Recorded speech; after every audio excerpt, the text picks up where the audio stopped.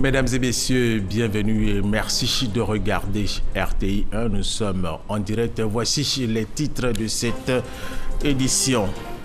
Le Premier ministre Amadou Gon Coulibaly met en évidence une fois de plus l'économie ivoirienne qui se porte bien avec comme élément phare l'environnement des affaires, le climat social et la compétitivité des entreprises.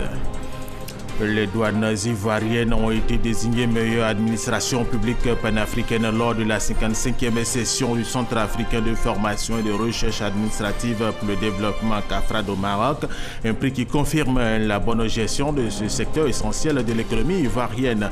Et puis la rencontre du G20 se tient à Hambourg en Allemagne. Le G20 veut condamner le protectionnisme mais reconnaître en même temps au pays le droit de se défendre commercialement en cas de pratiques illégales.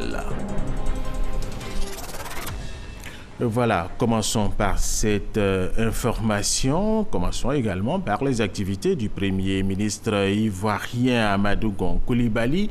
Il est rentré du Burkina Faso hier après-midi où il a rencontré son homologue burkinabé Paul Kaba-Thiéba en vue de préparer les prochaines rencontres du traité d'amitié et de coopération, un TAC qui existe entre les deux pays, la Côte d'Ivoire et le Burkina Faso. Michel Digré.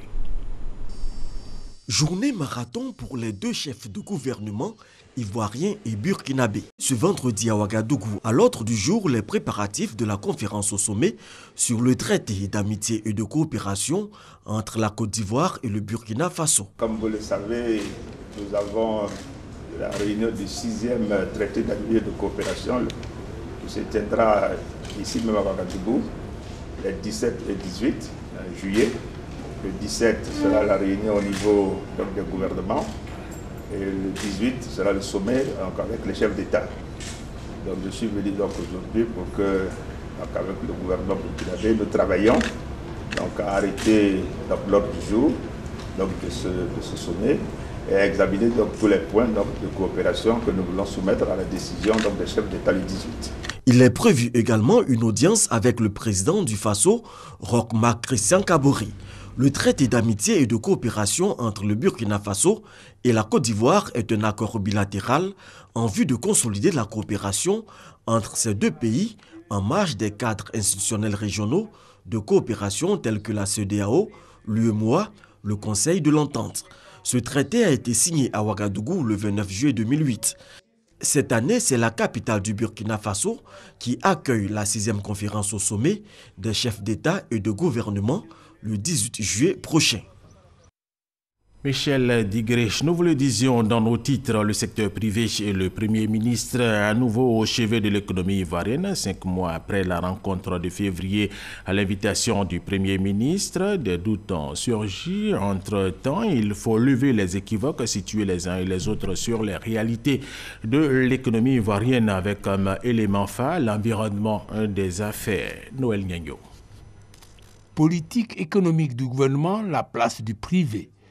Voilà le menu du petit-déj pour être dans le ton de la CGECI, Confédération Générale des Entreprises de Côte d'Ivoire, initiatrice de la rencontre. Pour cette première, un invité à la dimension des questions à aborder, le Premier ministre Amadou Gon Coulibaly et une présence variée et colorée, expression de la volonté des privés ivoiriens à jouer leur partition en toute connaissance de cause, parce que les nouveaux enjeux l'exigent. Le secteur privé ivoirien est déterminé à prendre sa place, et toute sa place, dans la transformation structurelle de notre économie. Pour notre part, ce changement structurel n'interviendra que s'il s'appuie sur un tissu dense d'entreprises privées compétitives et de toute taille, grandes, petites et moyennes entreprises. D'où la nécessité de mettre en œuvre les conditions indispensables à la création de nouvelles entreprises performantes et pérennes et au développement de celles qui sont déjà en activité. Pour ces enjeux-là, les privés veulent être rassurés sur la qualité de l'environnement des affaires, l'état du climat social, enfin connaître l'argumentaire de la compétitivité des entreprises. Sur tous ces tableaux, des dispositions adéquates ont été prises.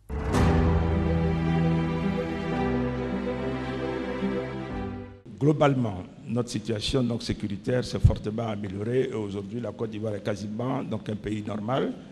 Et le retrait des forces donc, de l'ONUCI à la fin du mois de juin est la traduction de cette reconnaissance internationale. Et pour consolider donc, ce processus, vous avez ces 2 lois de programmation, qu'elles soient de sécurité intérieure ou militaire, qui doteront donc, nos forces de tous les moyens, donc matériels et en équipement, qui les formeront, qui les entraîneront, et qui vont améliorer donc, leurs conditions de vie pour que leur mission soit exécutée, donc, je dirais, dans les meilleures donc, conditions.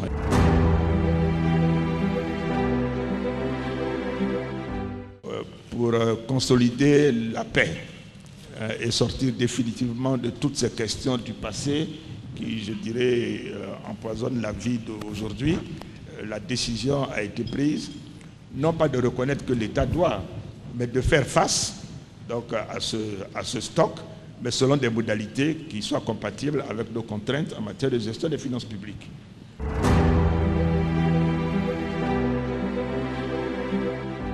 On veut rationaliser donc, tous les coûts, on veut éliminer tous les faux frais qui n'ont pas lieu d'exister parce qu'il n'y a pas une contrepartie en face claire donc, pour les entreprises en termes de services.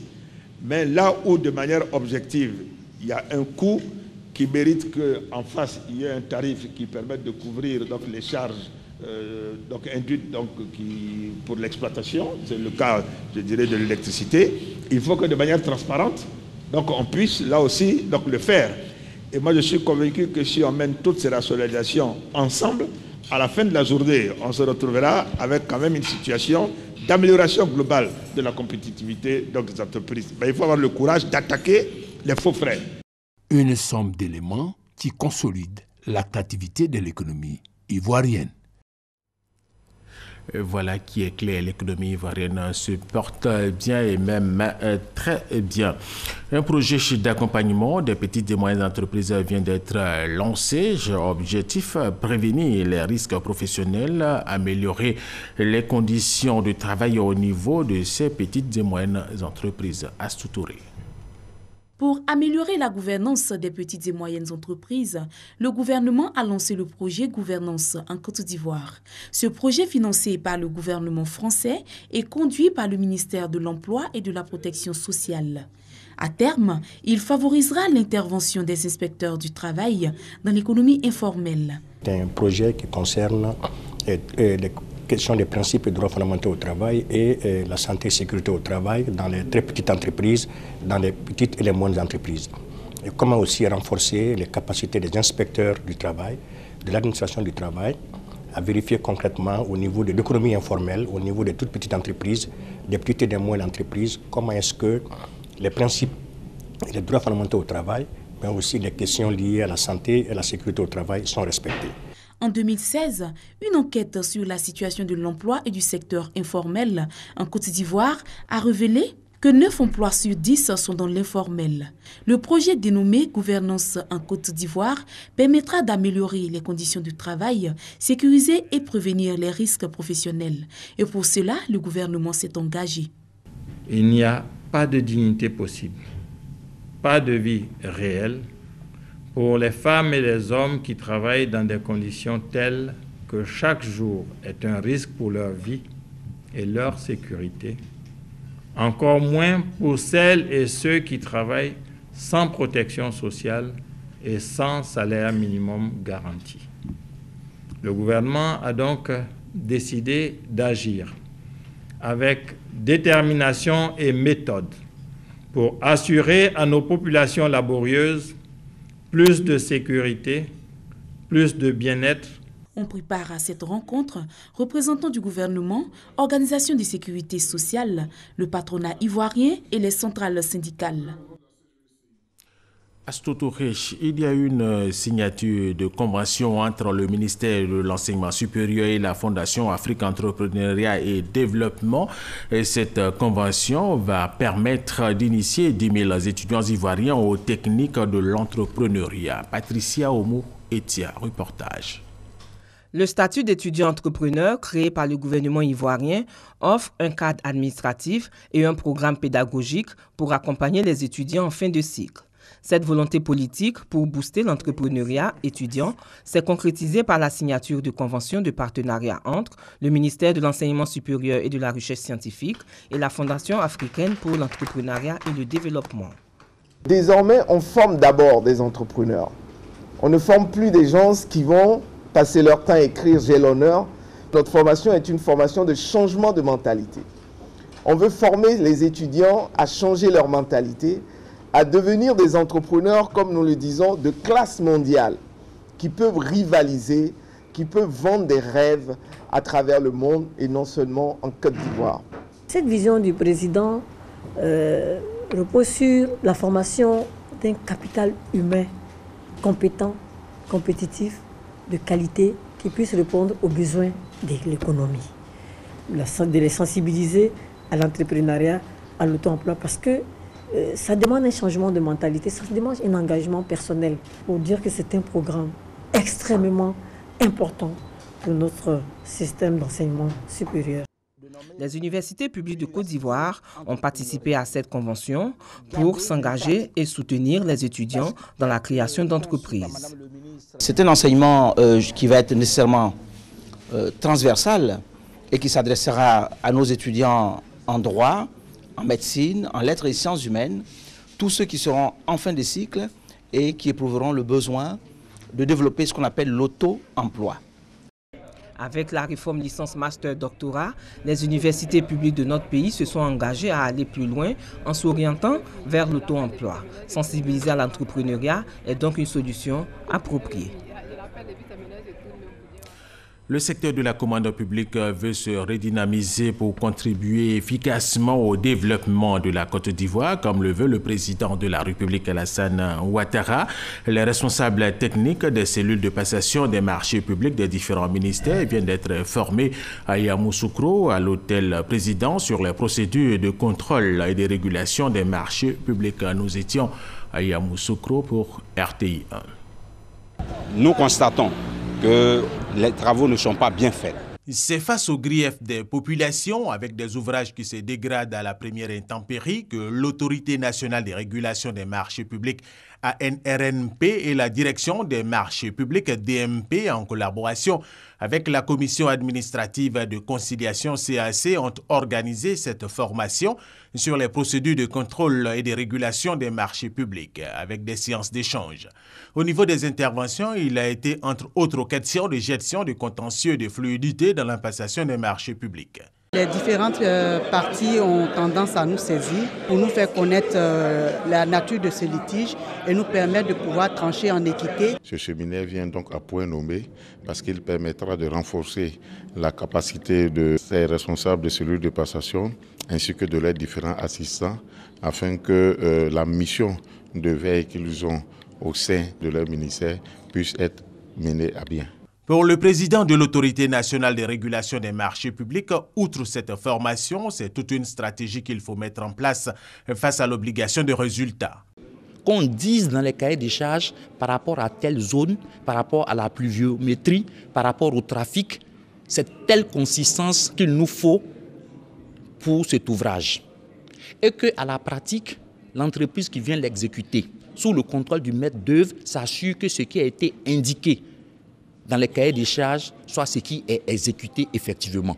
Les responsables des cellules de passation des marchés publics saluent cette formation tout en promettant plus de rigueur dans leur mission. Cette formation est venue à point nommé, en ce sens même que la DMP nous donne encore des rudiments pour mieux parfaire toutes les procédures de passation des marchés publics en Côte d'Ivoire, et aussi à l'ARMP de nous permettre de savoir à quel moment les régulations des marchés se font au profit des opérateurs économiques.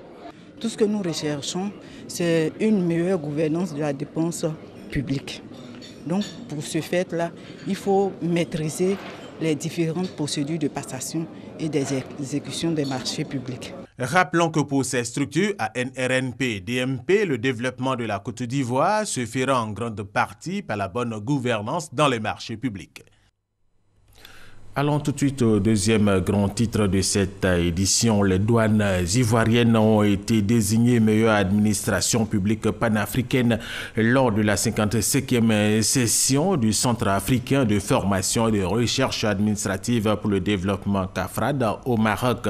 Un prix qui confirme la bonne gestion de ce secteur essentiel de l'économie ivoirienne. Kwasi Mamadou est notre envoyé spécial au Maroc. Voici son reportage. La Côte d'Ivoire a l'honneur à la 55e session du conseil d'administration du CAFRAD, tenue à Rabat, dans la capitale marocaine. La direction générale des douanes ivoiriennes remporte le prix d'excellence du prix panafricain du service public dans la catégorie innovation et amélioration de la qualité du service public. Le dossier de la direction générale des douanes ivoiriennes a été porté par le ministère de la fonction publique et de la modernisation de l'administration. C'est une satisfaction pour toute la Côte d'Ivoire parce que c'est des services publics. On a l'habitude de penser que les services publics ne se comportent pas bien. Là, vous voyez que la fonction publique elle-même, par la Direction générale de la modernisation, a eu le prix l'année passée. Cette année, c'est la Direction générale de la douane. Nous pensons que notre pays est récompensé au plus haut niveau de l'Afrique. Dans cette catégorie, la Côte d'Ivoire avait 11 pays concurrents, notamment le Gabon et le Sénégal. Une récompense qui honore la Côte d'Ivoire en général et les douanes ivoiriennes en particulier. C'est un succès que je dédie à toute l'administration ivoirienne, à la douane en particulier, et à l'effort des agents de douane qui se sont résolument inscrits dans la démarche de modernisation et de la qualité. C'est aussi l'occasion de nous dire, attention, ce n'est qu'une étape, ce n'est qu'une marche. Mais il reste encore d'autres marches à franchir. Il faut gravir encore des échelons pour espérer toujours aller dans la modernisation, la vraie modernisation, celle à laquelle nous aspirons tous. Les initiateurs saluent la performance des administrations publiques ivoiriennes qui remportent pour la deuxième fois consécutive le prix d'excellence panafricain. Et le projet de la Direction générale des douanes ivoiriennes présenté à ce concours panafricain est la mise en place d'un système de management qualité intégré, intelligence économique et gestion des risques en matière douanière. Voici Mamadou, toute autre chose maintenant. L'Association ivoirienne des victimes d'accidents vasculaires cérébrales AIVC a organisé une journée gratuite de sensibilisation et de dépistage de l'hypertension artérielle, de l'obésité et du diabète. Le thème « Je connais ma tension et toi ». Réponse, Chris Diomandé, Franck Kouadio. Plateau, centre des affaires, c'est le début de la journée. Mamadou est de passage dans cette commune. Entre plusieurs courses, pourquoi ne pas se faire dépister du diabète, de l'obésité et de l'hypertension artérielle? Nous sommes à la place ex-Sorbonne, bien visible de nombreuses personnes venues se faire dépister de plusieurs maladies. L'homme est malade, on est sur pied, on ne sait pas qu'on souffre. Je suis venu pour voir si je souffre d'un quelconque mal. Il faudrait que chacun puisse se faire dépister pour savoir de quoi il souffre réellement. La santé, c'est la vie. Se faire dépister contre les tensions artérielles, le diabète et autres nous permettra de nous comporter de façon ponctuelle et puis être au travail à tout moment sans problème. Cette opération gratuite de dépistage à l'initiative de l'Association ivoirienne des victimes d'accidents vasculaires cérébrales vise à aider la population à mieux prévenir cette maladie. Moi, je ne connaissais pas ma tension et voici mon état. Les gens qui sont autour de nous, ils n'ont qu'à venir pour faire les dépistages de l'hypertension artérielle, obésité et diabète, pour éviter d'être comme moi. Mon pire ennemi, je ne peux pas lui souhaiter ce que j'ai vécu et je suis en train de vivre. L'ONG AIV-AVC entend multiplier ses actions dans plusieurs communes du district d'Abidjan, mais aussi à l'intérieur du pays.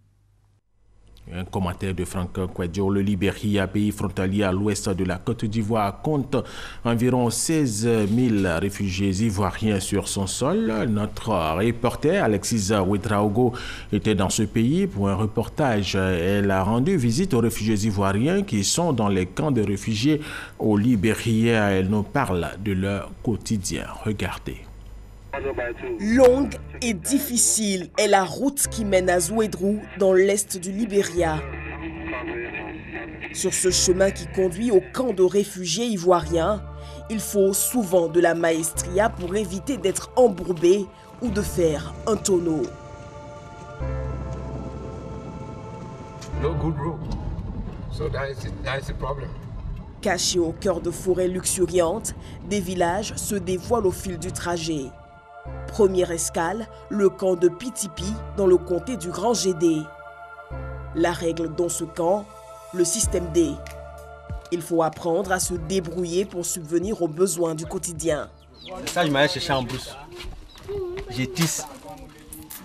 Les gens même quittent à Zouedrou pour payer. C'est dans ça, c'est son argent, je mets ensemble et puis bon, ma femme arrive à faire son petit commerce. Vente de galettes au coco, fabrication de pâtes de manioc, de confiseries adulées par les plus petits ou encore commercialisation de boissons fortes. Il est midi, Aline partage le repas avec sa fille. Aline avoue que les conditions de vie dans le camp sont difficiles. C'est l'exemple que vous voyez là. Ça veut dire que nous ne sommes pas à l'aise, on en souffre. C'est un peu ça. C'est l'échantillon qui est là. À Pitipi, quand on est malade comme Anna ce matin, il y a le centre de santé. Mais interdiction de filmer, il faut des autorisations préalables. Retour donc au camp chez Sylvie. Plus d'une fois, Sylvie a échappé à la mort lors des conflits en Côte d'Ivoire. Pour elle qui garde des cicatrices de ses blessures causées par des balles perdues, pas question de retourner, du moins pour le moment. Je voulais rentrer en brousse en fuyant et les gens étaient devant nous. Les balles qu'ils ont tirées là, c'est ça qui m'a pris. À côté de ces traumatismes psychologiques, il y a aussi une autre motivation, cette carte du HCR. Elle donne droit au package d'accompagnement en cas de retour, 75 000 francs CFA par personne adulte et 50 000 francs pour les enfants. À cela s'ajoute l'aide à la réinstallation de 45 000 francs CFA, toujours par personne. Une situation qui rend le camp très fécond. Pierre est marié, il a 9 enfants. Pierre devrait empocher pas moins de 1 050 000 francs CFA lors de son retour. Aujourd'hui, je n'ai plus peur maintenant de retourner, puisqu'il y a certains qui s'en vont. Je vais analyser d'ici décembre si ça peut se prolonger d'ici décembre. Je vais prendre le pas à ma famille. À quelques 150 km de Pitipi, le camp de Janson. Ici, les réfugiés ivoiriens vivent en parfaite harmonie avec les Libériens qui apprécient ce bon voisinage. Ils ont nos frères, on vit ensemble, on fait tout ensemble. Pour qu'ils rentrent aussi, pour qu'on vienne les rendre visite aussi. Ton mari est libérien. Non, il est marié. Il est venu ensemble quoi. Certains envisagent, eux, de profiter des derniers convois du HCR pour bénéficier des packages retour. Au début de la crise, plus de 300 000 Ivoiriens avaient fui le pays. Environ 200 000 s'étaient installés au Libéria. Certains ont regagné de manière spontanée leur pays après la guerre. 75 000 Ivoiriens via le Sahara ont bénéficié de l'accompagnement du Haut Commissariat des réfugiés pour le retour. À ce jour, le Libéria compte quelques 16 000 réfugiés ivoiriens. Ils devront profiter des derniers convois retour du HCR annoncés pour juillet 2017. Dossier signé Alexis Ouedraogo. Les orpailleurs continuent d'écumer chez nos régions, là où il y a de l'or, bien sûr, malgré les actions vigoureuses de l'État de Côte d'Ivoire avec la destruction de leur site. Le phénomène fait aujourd'hui rage dans le département d'Alépé. Thérèse Tapeyoboué. Le département d'Alépé, comme bien d'autres du pays, enregistre depuis quelques années la présence d'orpailleurs clandestins. Le 17 juin dernier, une mission conjointe des éléments de la brigade de gendarmerie, des eaux et forêts et de l'assaut des forts a même fait une descente sur le site de Monekwa, dans la sous-préfecture d'Alépé, et y a brûlé le matériel de ces fossoyeurs de l'économie ivoirienne. Face à cette situation, le préfet Benjamin Nanou a initié une rencontre avec les populations. Il les a invités à soutenir les actions du gouvernement en s'impliquant dans la lutte contre ce fléau qui menace la Côte d'Ivoire au plan économique, social et humain. Il a par ailleurs menacé de destituer tous les chefs de village qui seront complices de ces orpailleurs. Le député de la circonscription a pour sa part souhaité que tous les orpailleurs clandestins ne s'installent plus dans les villages. Je ne peux que demander aux populations de se conformer aux règles qui régissent le métier de l'orpaillage et de faire en sorte que les orpailleurs clandestins ne pullulent plus dans notre département parce qu'ils n'ont pas leur place dans le département. Pour accroître la lutte, l'autorité administrative a annoncé la création d'un comité technique local de lutte contre ce phénomène. Il sera composé des autorités administratives, des chefs de village, des présidents de jeunes et de femmes. La place de l'enfant dans la société chez la cellule familiale, de plus en plus au centre des débats. Pour éclairer davantage les uns et les autres, la maison de l'enfance de Bouaké, en collaboration avec l'aumônerie catholique des enfants, a initié une conférence sur le thème « L'enfant, un ami et qui vous ouvre son cœur pour sourire à la vie ». Allez, soit Kwadjo Kwame, Jean de Dieu, Daniel, RTI Bouaké. À Bouaké, c'est la maison de l'enfance en collaboration avec l'aumônerie catholique des enfants qui a organisé une journée en hommage aux enfants en détresse. Il s'agit de vulgariser les droits et devoirs de cette frange de la population, de plus en plus fragile et victime de diverses formes d'abus. Nous avons profité pour mettre en avant nos enfants, pour parler de leurs droits, et aussi attirer l'attention des parents, de la société et des autorités sur ces enfants-là pour qu'on puisse penser à eux et éventuellement les prendre en charge. Au menu, ballet moderne et tradimoderne, sketch, puis des poèmes pour ponctuer cette célébration des enfants. Une occasion d'échange et de franc-parler entre parents et enfants. C'est deux piliers indispensables pour la réussite de la cellule familiale. Chaque parent frustre de temps en temps son enfant. C'est pour cela que je demande pardon pour tous les désagréments causés à leur égard. L'enfant représente une grande richesse pour nous. C'est le tout, c'est le devenir, c'est la nation. La fête de l'enfant, ça désigne la fête de nous les enfants et que les parents nous donnent la foi pour qu'on puisse bien travailler, qu'on soit des cadres de notre Côte d'Ivoire, de notre Afrique. La maison de l'enfance, créée en 1970, intervient dans la prévention, la réinsertion familiale, scolaire et socio-professionnelle des enfants et jeunes en situation difficile. Nous vous le disions dans nos titres, la rencontre du G20 se tient depuis hier à Hambourg en Allemagne. Le G20 veut condamner le protectionnisme mais reconnaître en même temps au pays le droit de se défendre commercialement en cas de pratiques illégitimes. Les États-Unis d'Amérique étaient jusqu'ici réticents à s'engager explicitement à combattre le protectionnisme et obtiendraient en contrepartie de leur revirement le droit à l'usage d'instruments légitimes de défense commerciale. Du sport pour terminer, la finale de la première édition du tournoi de football de la CEDEAO se joue ce samedi à l'université Félix Houphouët-Boigny de Cocody et va opposer le Libéria au Nigeria. Le groupe des ambassadeurs et consuls des États membres de la CEDEAO organise depuis le 1er juillet 2017 la première édition de son tournoi. Par cette initiative, le groupe vise le double objectif de renforcer le brassage entre les différentes communautés, y compris les citoyens ivoiriens, et de rendre encore plus visible l'institution. Les organisateurs comptent bien relever le défi de la mobilisation pour la finale de cette fête des ressortissants de l'organisation sous-régionale prévue le samedi 8 juillet à partir de 14h30 au terrain de football près du forum de l'université Félix Houphouët-Boigny d'Abidjan. C'est la coupe de la CEDEAO, vous voyez. Donc c'est pour tous les pays, tous les 15 pays de la CEDEAO de venir. C'est en fait de CEDEAO. La coupe maintenant, ce n'est pas pour un seul pays, mais c'est la coupe de la CEDEAO. Il s'agira d'une fête de retrouvailles entre les ressortissants de notre communauté. Mais il s'agira également d'une occasion de rendre hommage à la Côte d'Ivoire pour son engagement dans l'intégration africaine.